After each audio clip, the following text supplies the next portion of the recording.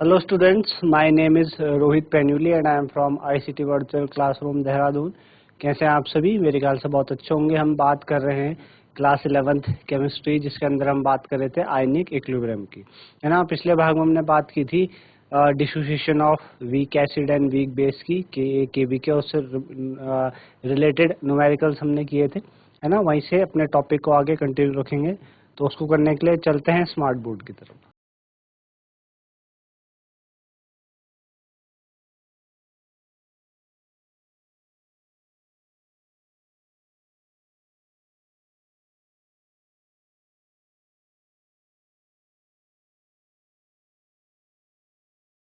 हम के और के बी के बारे में हम बात कर चुके थे। एक रिलेशन होता है के ए और पी के ए वैल्यू के बीच में, कि पहला है आपके पास, अगर आपको के ए वैल्यू पता है और आपको पी के वैल्यू निकालनी है। आपके पास के ए पता है और आपको पी के वैल्यू निकालनी है, तो जो पी के वैल्यू होती है वो होगी आपके पास माइनस लॉग ऑफ के ए। ठीक है, पी के निकालनी है तो माइनस लॉग ऑफ के ए, और पी के भी अगर वैल्यू हमें निकालनी हो तो पी के भी होती है आपके पास माइनस ऑफ लॉग के बी, है ना। इस रिलेशन को याद रखिएगा। पी के इस तरीके से निकालते हैं। के आपको पता है ionisation constant of weak acid, K b ionisation constant of weak base, है ना। तो एक न्यूमेरिकल आपके पास the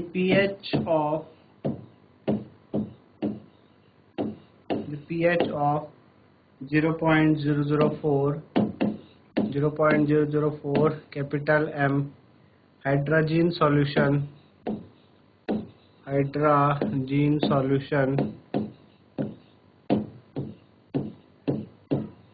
the pH of 0.004 capital M hydrazine solution is 9.7, is 9.7. Calculate its ionization constant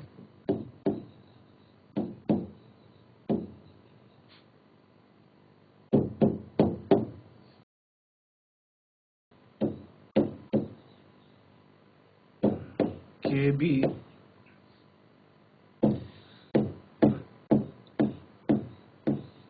and pKb।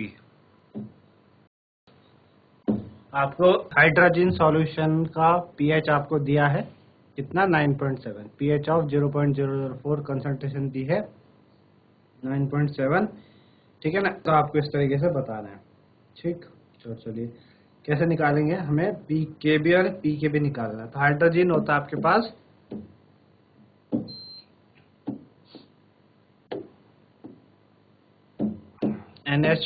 NH2, ये हाइड्रोजन है ना।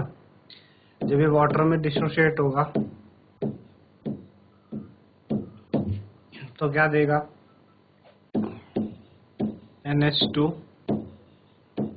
NH3 plus और OH नेगेटिव, है ना, ये देगा आपका, ठीक है ना। अब हमको क्या दिया है, हमें H प्लस की कंसंट्रेशन दी है ना, आपकी H प्लस की कंसंट्रेशन आपको दी है 9.7, है ना। H प्लस आपको कितना दिया है, 9.7 आपको दिया है ना। और आपको पता है कि के बी क्या होता है आपके पास, के डब्ल्यू जो होता है, के डब्ल्यू कितना होता है आपके पास H प्लस और OH नेगेटिव, है ना। H प्लस और OH नेगेटिव आपको क्या होता है, के डब्ल्यू होता है ना। तो यहाँ से हम OH माइनस की कंसंट्रेशन निकाल सकते हैं, कि हमें बेस के लिए चाहिए, है ना, बेस के लिए हमें चाहिए, ठीक है ना। इसके हम इस तरीके से निकाल सकते हैं, के डब्ल्यू हमें पता है और H प्लस हमको दे रखा है, ठीक है ना। अच्छा, तो H प्लस कैसे निकलेगा, H प्लस आपका निकलेगा एंटी लॉग ऑफ, क्योंकि इस तरीके से होता है, हमें पीएच कितना दिया है, पीएच हमको दिया है 9.7, है ना, ये आपको दिया है 9.7 minus log of H plus. तो H प्लस कितना हो जाएगा, लॉग को उस तरफ भेजेंगे तो एंटी लॉग चला जाएगा, minus anti log of minus 9.7, इस तरीके से निकालेंगे आप, एंटी लॉग ऑफ माइनस 9.7, है ना। एंटी लॉग ऑफ -9.7 इस तरीके से निकालेंगे। तो H प्लस जब इसका आप एंटी लॉग निकालोगे तो इसका एंटी लॉग आपके पास आएगा 1.67 इंटू 10⁻⁻10। जिसका एंटी लॉग की वैल्यू आ जाएगी। अब हमारे पीछे रिलेशन हमने ये पढ़ा Kw is equal to H plus की कंसंट्रेशन और OH नेगेटिव की कंसंट्रेशन, है ना। तो OH नेगेटिव की कंसंट्रेशन कितनी हो जाएगी, Kw divided by H plus. Kw आपको पता है 1 इंटू 10⁻⁻14 होता है ना। और H प्लस अभी आपने निकाला 1.67 इंटू 10⁻⁻10, है ना। इसको आप कैलकुलेट करो तो किसको कैलकुलेट करके आपके पास आ जाएगा 5.98 इंटू 10⁻⁻5, है ना। या हमारे पास OH की कंसंट्रेशन आ गई, है ना। OH की नेगेटिव की कंसंट्रेशन हमारे पास आ गई है, ठीक है ना।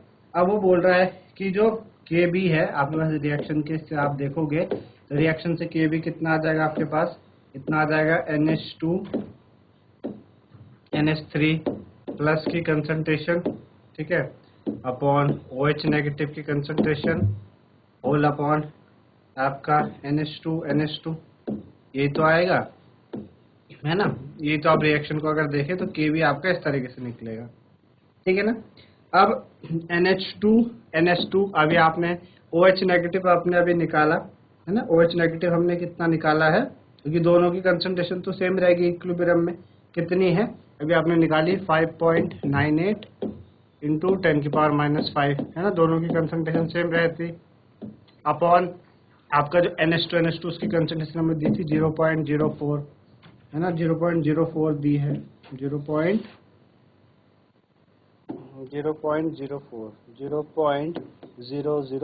है ना।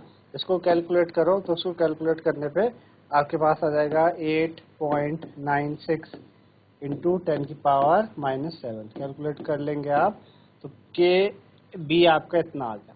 Kb जब आ गया तो Pk आपको निकालना है, Pkb अभी हमने फॉर्मूला पढ़ा था -log ऑफ Kb, तो -log Kb की वैल्यू अभी हमने निकाली कितनी, 8.96 इंटू 10⁻⁻7, है ना, 10⁻⁻7। इसको सॉल्व करने पे आपके पास कितना आ जाएगा। इसको अगर आप सॉल्व करेंगे किस तरीके से सॉल्व होगा, ऐसे log 8.96 माइनस log 10⁻⁻7, है ना। तो -log 8.96, ठीक है, तो ये जाएगा -7 log 10 की वैल्यू 1, तो +7 हो जाएगा। और यहाँ पे हम log 8.96 की वैल्यू निकालेंगे, है ना। अब log 8.96 की वैल्यू आप log टेबल से निकाल सकते हैं इजीली, है ना। log टेबल से माइनस इसकी वैल्यू इजीली निकल जाती है, किसकी, log 8.96, ठीक है ना। log 8.96 की वैल्यू आती है -0.95 के आसपास, 95, है ना। और +7, तो 7 में से आप इसको अगर माइनस करिए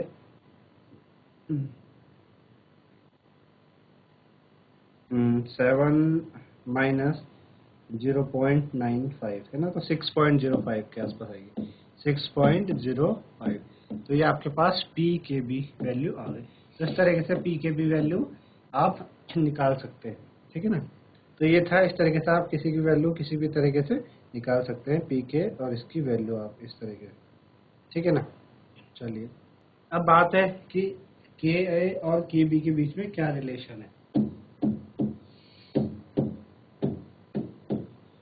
relation between Ka and Kb, है ना। Ka और Kb के बीच में हमें रिलेशन बताना है। क्या रिलेशन होता है Ka Kb के बीच में, है ना। तो हमें पता है कि Ka और Kb क्या है। Ka तो स्ट्रेंथ ऑफ एसिड होता है, Kb स्ट्रेंथ ऑफ बेस होता है। और कॉन्जुगेट एसिड बेस पेयर में दोनों के दोनों आपके रिलेटेड होते हैं इस तरीके से कि अगर आपको एक पता है तो आप दूसरे को आसानी से निकाल सकते हो। सपोज हम एग्जांपल लेते हैं NH4 का, NH4 प्लस और NH3 का, है ना। तो अगर मैं बात करूँ NH4 प्लस की, कि भाई NH4 प्लस है एक्वस फॉर्म में, ठीक है, NH4 प्लस एक्वस फॉर्म में, इसको हमने क्या लिया, लिक्विड वाटर के साथ जब ये डिसोशिएट होगा तो क्या आ जाएगा, H3O प्लस आ जाएगा, इसने अपना प्रोटॉन लूज करा, और NH3। तो इस टाइम तो ये क्या कहलाएगा, आपका Ka कहलाएगा। तो यहाँ से जो Ka की वैल्यू आई, क्योंकि एसिड हो रहा है, एसिड की तरह बिहेव कर रहा है, तो Ka की वैल्यू क्या आ जाएगी आपके पास, H3O प्लस की कंसंट्रेशन और NH3 की कंसंट्रेशन, है ना, अपॉन आपका NH4 की कंसंट्रेशन, ठीक है, NH4 की कंसंट्रेशन, क्योंकि लिक्विड की कंसंट्रेशन एक्वस में 1 ली जाती है, ठीक है ना। तो ये वैल्यू हम मानते हैं कि कितनी वैल्यू आती है इसकी, 5.6 इंटू 10⁻⁻10, ये हमने ली है कि इतनी वैल्यू आपके इसके थ्रू आ जाती है Ka। फिर आप NH3 ले ले, NH3 एक्वस में प्लस H2O लिक्विड, ठीक है, आप डिसोशिएट करेंगे तो NH4 प्लस हो जाएगा ये, है ना। इसने क्या ले लिया, एक H प्रोटॉन लिया और OH नेगेटिव, है ना, बेस दिया। तो यहाँ पे Kb की वैल्यू कितनी आ जाएगी, NH4 plus concentration whole upon OH negative concentration upon NH3 water की कंसंट्रेशन यूनिटी। तो यहाँ से जो Kb आता है आपके पास 1.8 इंटू 10⁻⁻5, ठीक है ना, आ गया, ठीक है। तो इस तरीके से हो गया। अब बात करें हम वाटर के केस में, कि आपके पास वाटर है 2H2 लिक्विड, जब डिसोशिएट होता है तो किस में टूटता है, H3O प्लस एक्वस में और OH नेगेटिव एक्वस में। तो यहाँ से जो Kw आ जाएगा कितना, H3O प्लस कंसंट्रेशन और OH नेगेटिव कंसंट्रेशन, है ना। इसकी कंसंट्रेशन तो यूनिटी हो जाएगी, H2O की कंसंट्रेशन क्या आ जाएगी, इसकी वैल्यू कितनी आती है, 1.0 इंटू 10⁻⁻14 कैपिटल M, है ना। ये Kw आ गया आपके पास, ठीक। तो Ka तो क्या है, स्ट्रेंथ है NH4 प्लस की, है ना, एसिड, और Kb आपका स्ट्रेंथ बता रहा है NH3 बेस की। तो देखा गया कि इन नेट रिएक्शन से जो इक्विलिब्रियम कांस्टेंट होता है वो आपका किसके बराबर होता है, product of equilibrium constant of Ka and Kb for the reaction, है ना। यानी जो Ka इंटू Kb होगा, Ka इंटू Kb, अगर K इंटू Kb को आप करें तो Ka कितना आपके पास, H3O प्लस और NH3, ठीक है ना, डिवाइडेड बाय NH4 प्लस, आपके पास क्या है, Ka है, और Kb कितना है, Kb आपके पास क्या, मल्टीप्लाई करके NH4 प्लस, ठीक है, OH नेगेटिव और इधर NH3, ये आपके पास क्या है, Kb है, ठीक है ना, Kb है। तो जब आप इसको सॉल्व करेंगे, देखो NH3 से NH3 कैंसिल हो जाएगा, यहाँ से NH4 प्लस NH4 कैंसिल, क्या आ जाएगा, H3O प्लस और OH नेगेटिव, यानी Ka इंटू Kb कितना आ गया, H3O प्लस और OH नेगेटिव आ गया, ये दोनों कैंसिल हो गए, और H3O प्लस और OH नेगेटिव क्या होता है, Kw होता है ना। तो ये रिलेशन एस्टेब्लिश हुआ Ka इंटू Kb के बीच में, कि Ka Kb किसके बराबर होते हैं, Kw के बराबर होते हैं। तो ये रिलेशन हमारे पास आया है ना, कि K इतने रिलेशन है। और आप इनको K की वैल्यू हमारे पास कितनी थी, 5.6 इंटू 10⁻⁻10 थी, है ना, -10 थी, है ना, और ये वैल्यू हमारे पास कितनी थी, 1.8 इंटू 10⁻⁻5 थी। इन दोनों का आप सॉल्व करें तो आपके पास ये आ जाएगी 1.0 इंटू 10⁻⁻14 आ जाएगी, जो कि किसकी वैल्यू होती है, Kw की वैल्यू होती है। तो यहाँ से भी ये रिलेशन क्या हो रहा है, प्रूव हो रहा है कि Ka और Kb की वैल्यू का multiplication ionic product of water Kw के बराबर होता है। ठीक है ना। तो इस तरीके से ये बात मेरे ख्याल से आपको समझ आएगी कि जो इक्विलिब्रियम कांस्टेंट होता है for a net reaction obtained, जब आप दो रिएक्शंस को ऐड करते हैं, एडिंग टू और मोर रिएक्शन, वो किसके बराबर आती है, equilibrium constant for individual reactions के बराबर आती है ना। तो स्ट्रॉन्ग एसिड क्या करता है ना। तो यहाँ से हमें क्या पता चलता है कि अगर आपको एक पता है तो आप दूसरे को आप निकाल सकते हैं। भाई Kw तो हमें पता रहता है, अगर आपको Ka पता है तो आप Kb फाइंड कर सकते हैं, और अगर आपको Kb पता है तो आप Ka फाइंड कर सकते हैं। एक को पता होने पे दूसरा आप निकाल सकते हैं। तो यहाँ से नोट करने वाली क्या बात है कि यहाँ पे एक चीज नोट करनी है हमें कि जो स्ट्रॉन्ग एसिड होगा वो हमेशा क्या करता है, वीक कंजुगेट बेस को प्रोड्यूस करता है। स्ट्रॉन्ग एसिड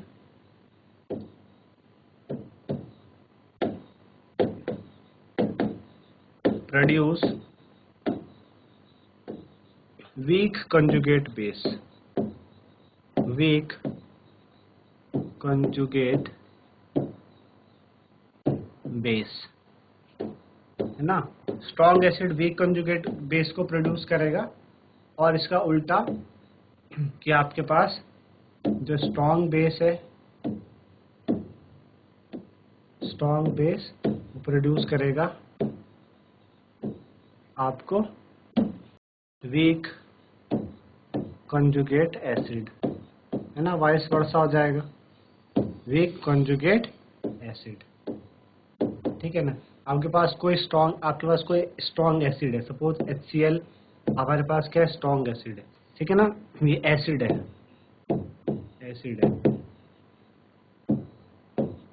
ठीक है ना, ये एसिड है, और एसिड का आपको कॉन्जुगेट बेस बनाना है। तो कॉन्जुगेट बेस कैसा बनता है, उससे आपका कॉन्जुगेट बेस कैसे बनता है, जब आप उससे H रिमूव कर दो तो कॉन्जुगेट बेस बन जाता है ना। Cl नेगेटिव इसका कॉन्जुगेट बेस हो जाएगा।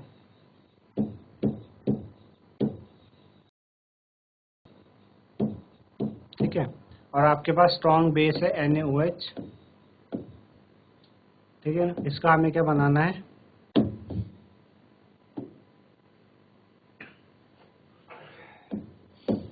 आपके पास स्ट्रॉन्ग बेस है ना। स्ट्रॉन्ग बेस का आपको कॉन्जुगेट एसिड बनाना है। तो स्ट्रॉन्ग बेस का कॉन्जुगेट एसिड कैसे बनता है कि आप उससे H रिमूव कर दो, है ना।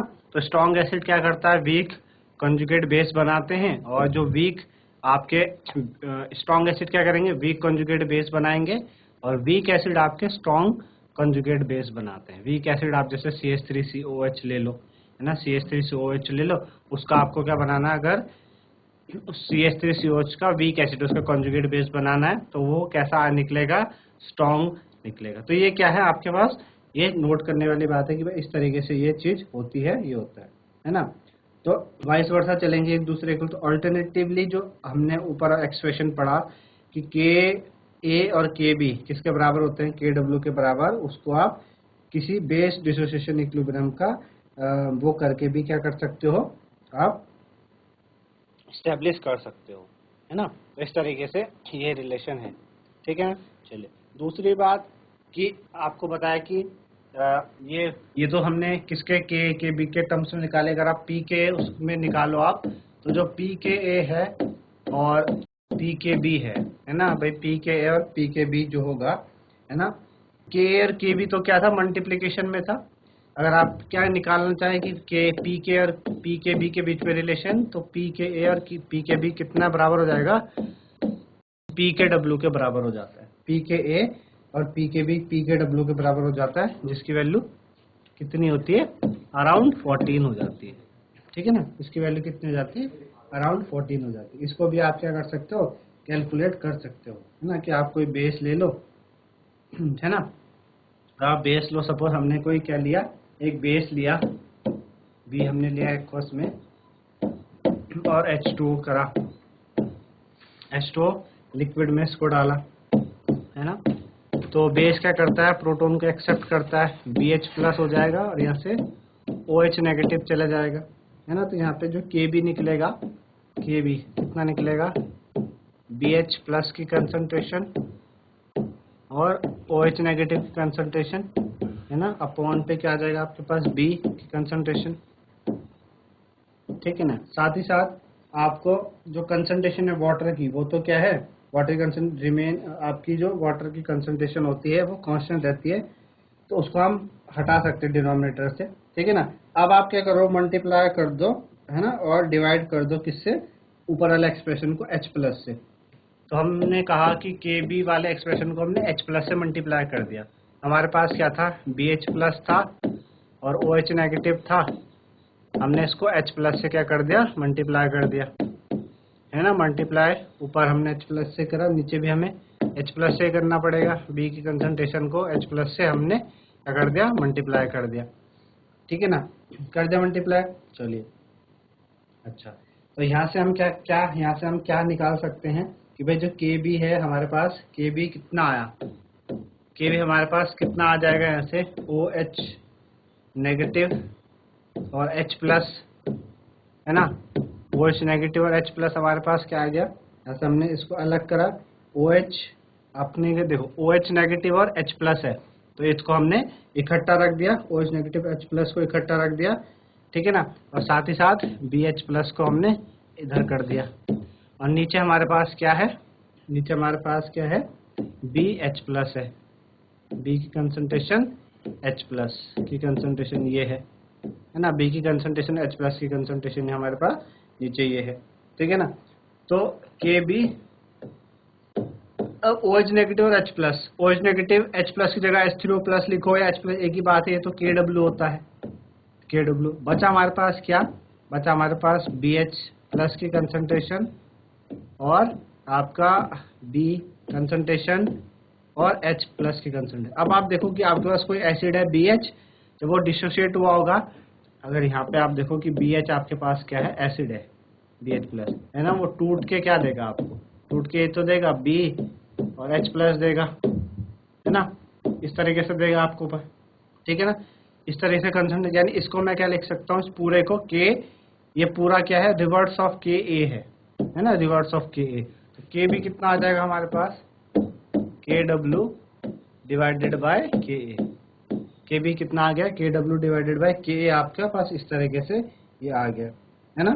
तो वापस से आप क्या कर सकते हो, Ka को उधर भेज दो, तो Kb इंटू Ka कितना आ जाएगा, Kw के बराबर आ जाएगा। तो आप इस रिलेशन को इस तरीके से भी हम क्या कर सकते हैं, शो कर सकते हैं, ठीक है ना। इस रिलेशन को इस तरीके से भी नोट करने वाली बात यह है कि अगर आप इसके दोनों तरफ लॉग लगा दो, है ना, दोनों तरफ आप लॉग लगा दो, taking log on both side, taking log on both side, दोनों तरफ आप लॉग लगा दो, तो दोनों तरफ लॉग लगाने पे क्या हो जाएगा, log Kb into Ka is equal to log Kw, ये हो जाएगा आपको। दोनों तरफ आप क्या लगा दो, लॉग लगा दो, है ना। तो अगर आप लॉग लगाओगे तो वो जो Pk है वो क्या हो जाएगा, कॉन्जुगेट एसिड एंड बेस हो जाएगा रिलेटेड टू ईच अदर। तो इसको जब आप खोलोगे तो ये क्या बन जाएगा, Pka प्लस लॉग जब खुलता है A इंटू बी में तो प्लस में चले जाता है Pkb इज इक्वल टू ये कितना हो जाएगा आपके पास, Pkw, जो किसके बराबर होता है, 14 के बराबर होता है ना।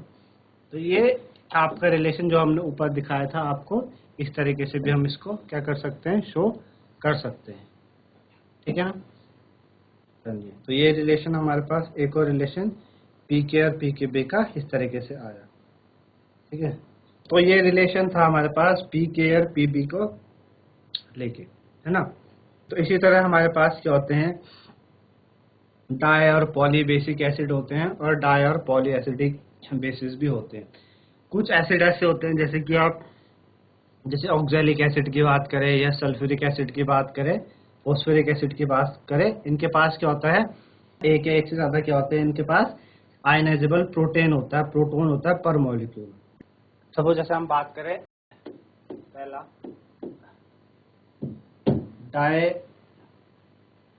डाई बेसिक एसिड की, है ना, बेसिसिटी भी बोलते हैं जिसको, डाई बेसिक एसिड।